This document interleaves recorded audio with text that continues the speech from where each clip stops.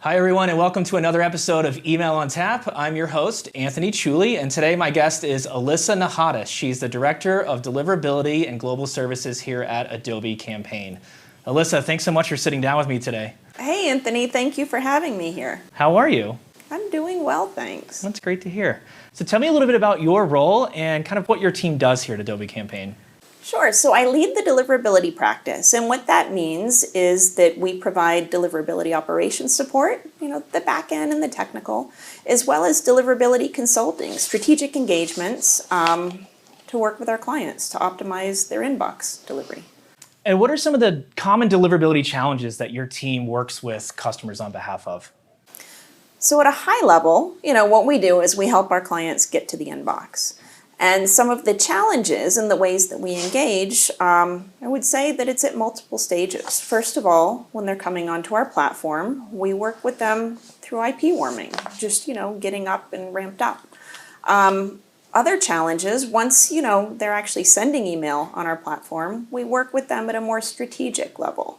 Maybe we work with them through the welcome series or optimizing their preference center or even doing reactivation campaigns. So why do you feel like deliverability is a principle or a discipline that senders really should be invested in their overall digital marketing strategy? I'd say it's because email is such an effective channel. For every dollar invested, email can actually generate up to $40 ROI. And so it's important that the emails make it to the inbox.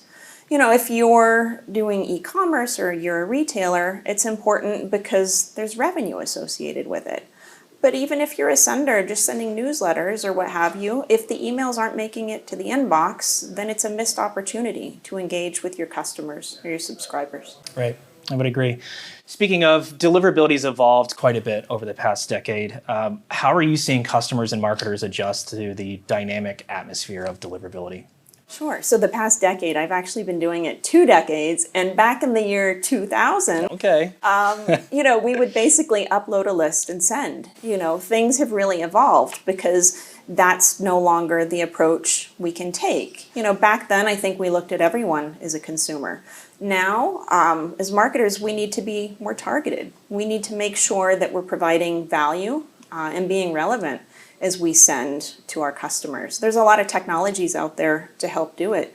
But at the end of the day, it's all about providing that personalized experience. Right. In your opinion, what are the unique elements that separate out great email marketing programs from the rest of the pack? So if I put on a consumer hat, a great email is one that I want to open. It's going to have the engaging subject line, but I go back to the brands that provide good offers, that they're interesting. Now, when I put on my marketing hat, things that I appreciate are brands that actually use creative pre-header text and alt text so that, at least there's something interesting if something's going wrong in the email. But I'd say all in all, a great email is one that you want to go back to. Yep, well said. What about metrics and KPIs? What do you think are some important deliverability metrics that marketers and brands should be paying attention to, and why? I mean, obviously, because we're talking deliverability, you want to look at your bounces. If things are not being accepted at the gateway, then that's important. But it doesn't stop there. I think it's really important to look at the customer engagement. Are they opening the emails? Are they clicking? But I don't like to put generalizations. What I typically tell my customers is that when you're analyzing the metrics, it's important to first understand what your own benchmarks are. What's important to you. A click rate that you may be tracking for may not be the same as another type of company or vertical.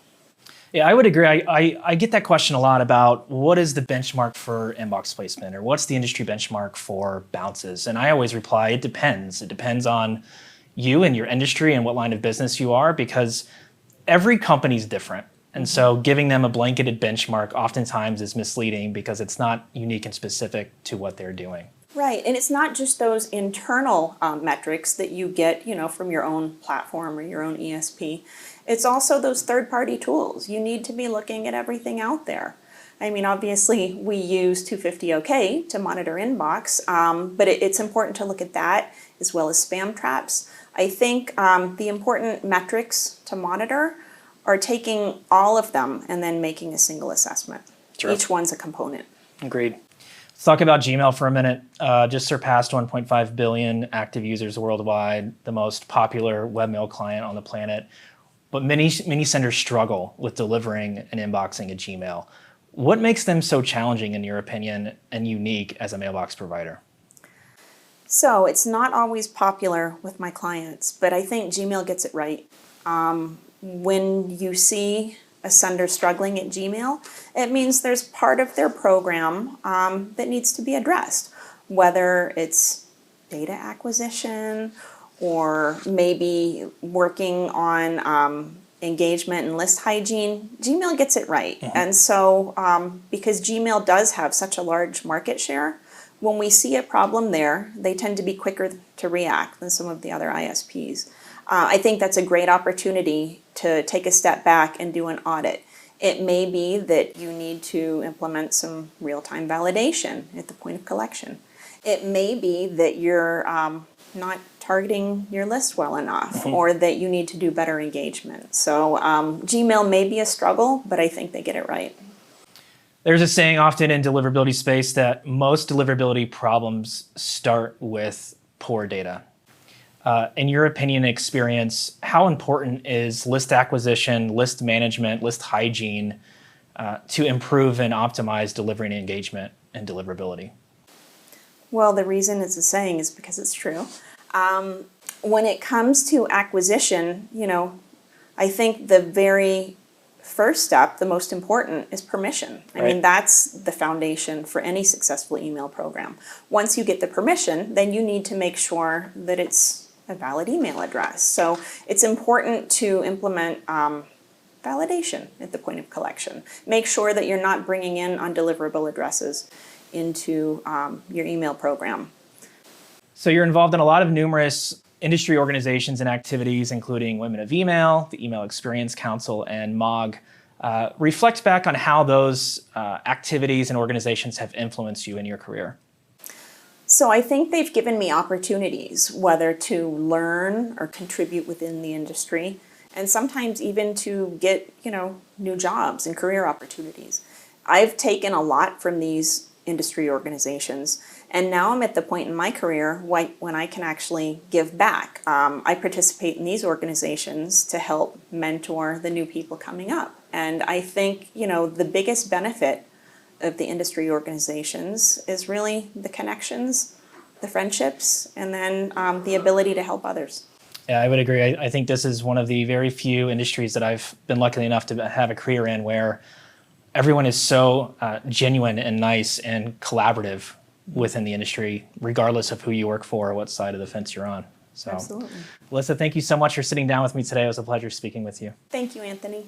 And thanks everyone for tuning in. We hope to see you on another episode of Email on Tap.